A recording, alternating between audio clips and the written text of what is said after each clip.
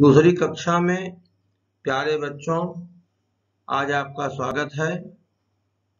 अब हम आपको पवन दूतिका की जो अगली पंक्ति है उसकी व्याख्या आपके सामने प्रस्तुत करेंगे। आगे राधा जी पवन दूतिका को संबोधित करते हुए कह रही हैं कि हे पवन दूतिका, जाते जाते अगर पथ में क्लांत कोई दिखावे तो जाके सन्निकट उसकी क्लांतियों को मिटाना। मार्ग में जाते जाते यदि तुमको कोई दुखी दिखाई पड़े तो उसके बिल्कुल निकट जा करके उसकी समस्त थकान या उसके दुख को मिटा देना।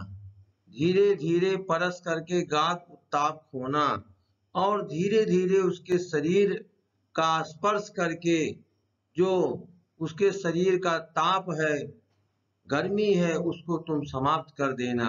सदगंधों से श्रमित जन को हर्षितों सा बनाना और अपने सुगंध से जो श्रम करने वाले लोग हैं उनको भी प्रसन्नचित बना देना। लज्जाशीला पथिक महिला जो कहीं दृष्टि आए, हे पवन दूतिका, अगर लज्जावान कोई महिला रास्ते में दिखाई पड़े कहीं, होने देना विकृत बसना तो न तू सुंदरी को, तो तुम उस सुंदरी के वस्त्र को अस्त व्यस्त मस्त होने देना। जो थोड़ी भी श्रमित हो, यदि वह कार्य करते करते थोड़ी भी वह थक गई हो, गोद ले श्रांति खोना तो उसको अपनी गोद में धारण कर लेना और धारण करके उसकी समस्त थकान को मिटा देना। होठों की और कमल मुख की म्लानताएं मिटाना, उसके होठों की और कमल जैसे मुख की जो मलिनता है उसको मिटा देना। कोई क्लांता कृषक ललना खेत में जो दिखावे, कोई कृषक की पत्नी यदि खेत में कार्य करते हुए दिखाई पड़े, धीरे धीरे परस उसकी क्लांतियों को मिटाना तो तू उसके पास जाना और धीरे धीरे उसका स्पर्श करते हुए उसकी भी समस्त थकान को, समस्त दुखों को मिटा देना।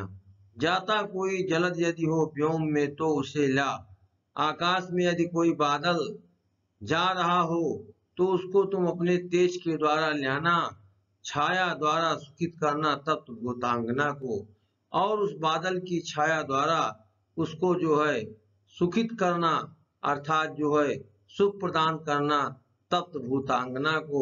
तप्त तेज से जो तपी हुई वो कृषक की पत्नी है या धरती है, उसको जो है तुम शीतल कर देना। जाते जाते पहुंच मथुरा धाम में उत्सुका हो, तो जाते जाते जब मथुरा धाम में पहुंचोगी निश्चित रूप से तुम्हारी उत्सुकता बढ़ जाएगी।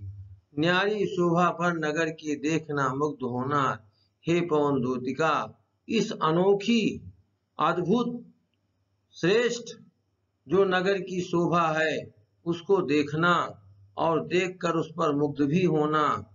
तू होवेगी चकित लग के मेर से मंदिरों को, और मुझे पूरा विश्वास है कि तू वहां के सुमेर पर्वत के समान जो ऊंचे ऊंचे मंदिर हैं, यदि एक बार उनको देखोगी, देखने के पश्चात आश्चर्यचकित होगी, हो जाओगी।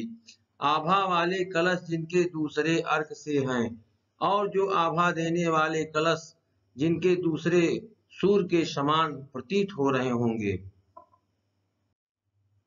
देखे पूजा समय मथुरा मंदिरों मध्य जाना, हे पवन दूतिका, जब पूजा का समय हो उसी क्षण तुम मथुरा के मंदिरों के अंदर जाना, नाना वाद्यों मधुर स्वर की मुग्धता को बढ़ाना और अपने तेज प्रताप से जो अनेक प्रकार के पूजा के समय वाद्य बज रहे हों उनके मुग्धता को और बढ़ा देना।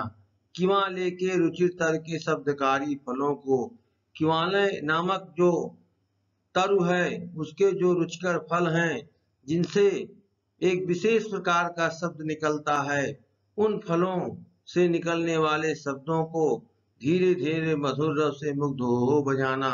तुम धीरे धीरे मीठी ध्वनि में मुग्ध हो करके उसको बजाना। तू देखेगी जलत तन को जा वहीं तत्गता हो। और जैसे तुम बादल जैसे शरीर वाले जो हमारे श्री कृष्ण हैं, उनको जैसे तुम वहां देखोगी, निश्चित रूप से उनकी सुंदरता में तुम तद्गता माने तल्लीन हो जाओगी। होंगे लोने नयन उनके ज्योत उत्कीर्णकारी, और उनके दोनों नेत्र अत्यधिक सुंदर होंगे।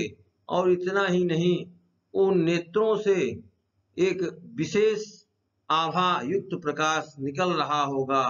मुद्रा होगी वर वदन की मूर्ति सी सौम्यता की, और उनकी जो भाव मुद्रा होगी वह बहुत ही श्रेष्ठ होगी, और मूर्ति के समान उसमें शालीनता दिखाई पड़ेगी। सीधे साधे वचन उनके सिक्त होंगे सुधा से।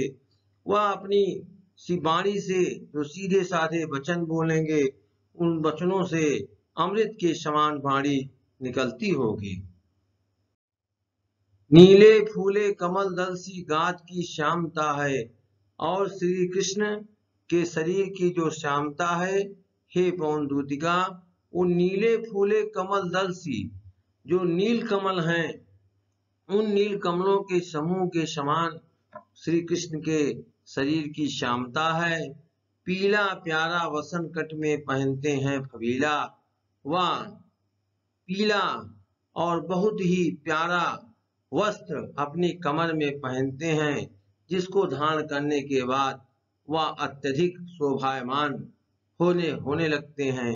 छोटी काली अलग मुख की कांति को है बढ़ाती, और जो उनकी छोटी काली अलग अलग माने बाल, जो उनके छोटे बाल हैं, जब वो मुख के पास आते हैं, उससे उनके मुख की जो आभा कांति आभा है वह और बढ़ जाती है। अभिप्राय है कि बालों के मध्य से उनका जो मुख है वह बहुत ही तेजस्वमयी दिखाई देने लगता है।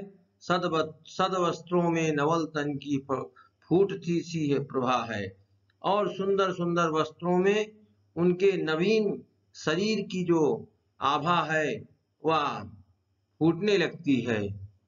अर्थात एक विशेष प्रकार का उनके शरीर से तेज निकलने लगता है, तेज दिखाई देने लगता है। आगे व्याख्यान में हम आपको अगले दिन पढ़ाएंगे। धन्यवाद।